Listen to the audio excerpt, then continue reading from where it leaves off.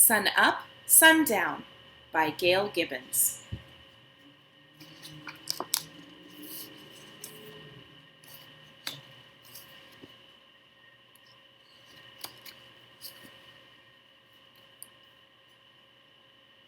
The sun wakes me up.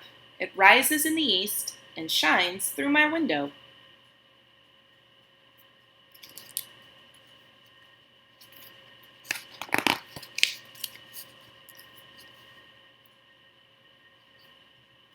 It lights up my room and makes patterns on the floor.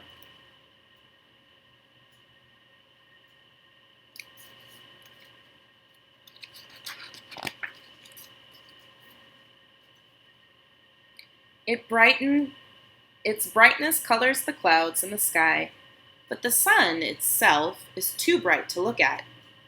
It could hurt my eyes.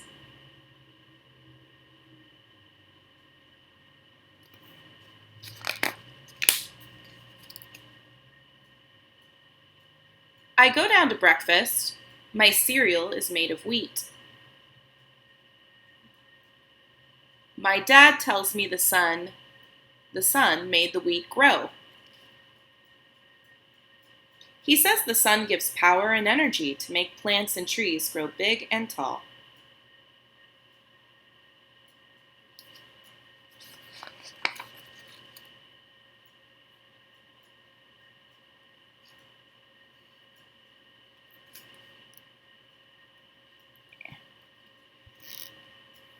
Sorry. It is summer. Because it is hot, I don't need to wear a coat or sweater today. The sun is high in the sky and the days are long. When the sun is low in the sky, the days are shorter. It is winter and it is cold. This is when I need my coat, hat, and mittens.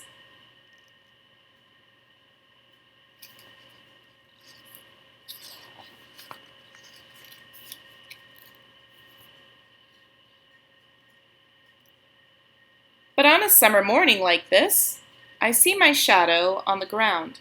The sun is behind me in the east. When I move, my shadow moves too. It points west.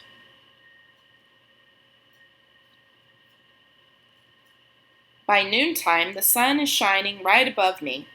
My shadow is gone.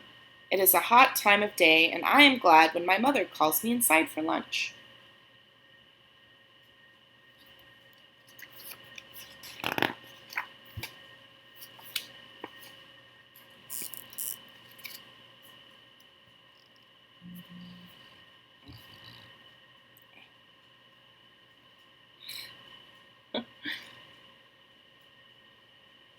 While I'm eating, I ask my parents a question. How far away is the sun? My mother tells me it is very far away, 93 million miles from our planet Earth.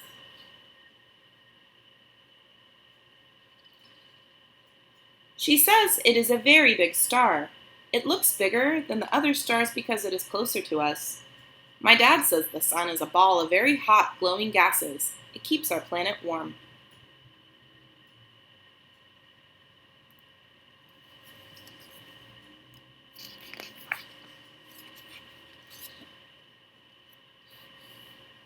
He says our Earth would be dark and very cold if there were no sun. It would also be empty. Nothing could live on it.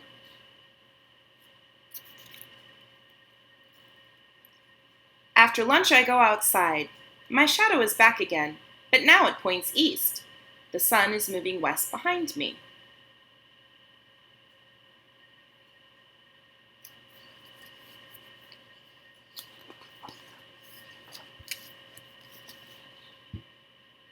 Suddenly, big clouds begin to cover the sun. My shadow is gone again. Over the valley, the sun peeks through the clouds, making shadows on the ground.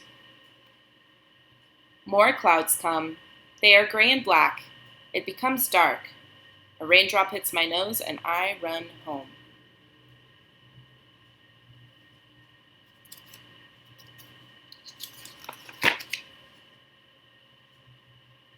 I hear the rain on the roof of my house. My dad says the sun helps make rain so that we can have fresh water to drink and so that plants and trees can grow. He tells me that when the sun shines on our oceans, lakes, and rivers, it warms the water. Some of the water turns into vapor and rises high into the sky.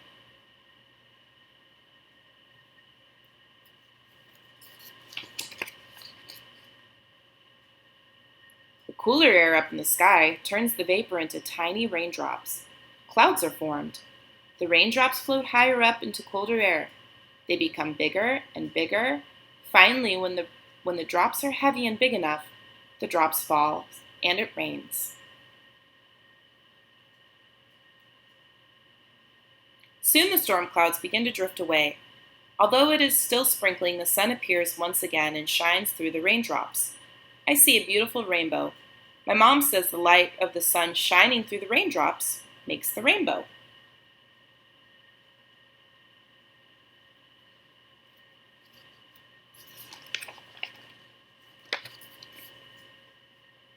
She tells me the sunlight looks white, but it really isn't. It is made up of many colors.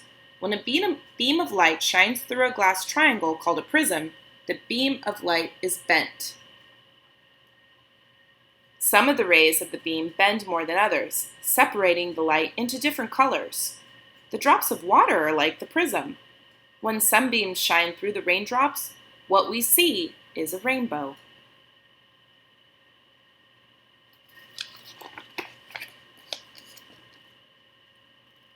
When I go outside, my shadow is long and skinny. The sun is setting in the western sky. It's pretty cool outside. The sun is leaving for today, and the sky is getting dark.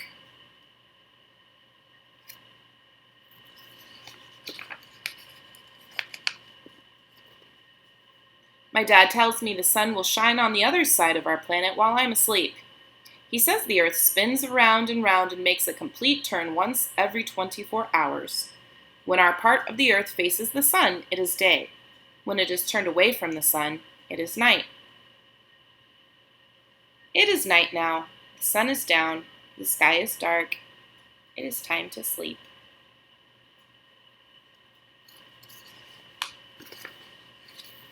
Some sunny facts. The sun is 400 times farther away from the Earth than the moon. If our sun were hollow, it could hold 1 million of our Earths. Every once in a while, the moon passes between the sun and the Earth. Such an event is called a solar eclipse. Our sun is nearly 5 billion years old. Some people use the sun's energy to heat their water in their homes. The world's largest solar power plant is in the Mojave Desert in California. I hope you enjoyed our book about the sun, and we'll see you next time.